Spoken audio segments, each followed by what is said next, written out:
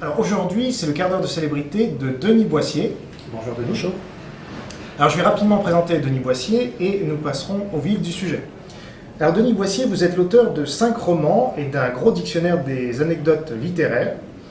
Vous avez aussi écrit plusieurs dramatiques et feuilletons radiophoniques pour France Culture. Oui. Alors depuis la parution de votre essai L'affaire Molière, c'était en 2004 aux éditions Jean-Cyril Godefroy, vous avez écrit une thèse de 1000 pages, Molière, bouffon du roi et prête-nom de Corneille, et pour l'instant aucun éditeur n'a encore osé la publier, donc avis aux amateurs et aux professionnels.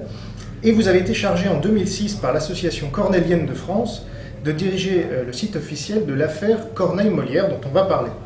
Alors ce site regroupe des universitaires et des écrivains, les historiens Gérard Moret et Franck Ferrand, ainsi que des scientifiques, Cyril et Dominique Labbé, ainsi que l'homme de théâtre Jean-Laurent Cochet. Alors ce site reçoit chaque mois plus de 9000 visiteurs, donc c'est un vrai succès.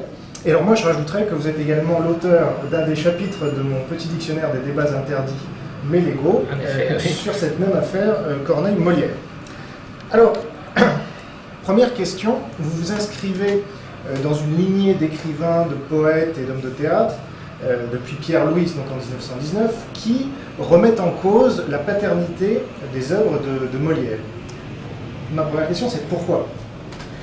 Il y a deux façons d'aborder le théâtre. Soit on l'aborde d'une façon universitaire, c'est la grande méthode française, c'est-à-dire qu'on apprend tout, mais vu de l'extérieur, on n'est pas sur le même auteur, on ne connaît pas les coulisses. Soit on aborde la littérature, évidemment, du côté vécu. Un auteur, c'est ça. Or, étant écrivain, étant poète, étant auteur dramatique, j'ai donc abordé le théâtre par la pratique théâtrale. Et naturellement, lorsqu'on connaît bien le théâtre, on arrive à se poser des questions sur Molière.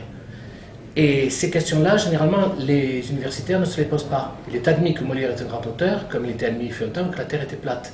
Mais lorsqu'on est marin, lorsqu'on est astronome, on commence à se poser des questions. On se dit, tiens, il y a des choses qui ne vont pas. Et lorsqu'on fait un récapitulatif de tous les contresens ou de toutes les obscurités que contient le dogme Molière, car c'est un dogme en France, on s'aperçoit qu'elles sont beaucoup plus importantes que ce qu'on laisse croire, et surtout ça amène à se poser la grande question, n'y a-t-il pas derrière le mythe et le dogme Molière une réalité du XVIIe siècle qu'on occulterait aujourd'hui parce qu'elle n'irait plus avec une certaine pédagogie scolaire et universitaire. Et lorsqu'on arrive à se poser cette question-là, évidemment, on arrive vite à trouver des réponses et on s'aperçoit que le Molière du XVIIe siècle n'a rien à voir avec le Molière que la Troisième République a mis en scène et que nous avons évidemment hérité. Et à partir de ce moment-là, quand on commence à comprendre qui est le vrai Molière, on est ébahi. C'est une véritable aventure qui se crée sous nos yeux, et en tant que romancier évidemment et homme de théâtre, on est passionné par ça, et on s'est dit mais qu'est-ce qui se casse derrière tout ça? Et c'est là où petit à petit se profile l'ombre de quelqu'un d'autre, immense, Corneille, Pierre Corneille.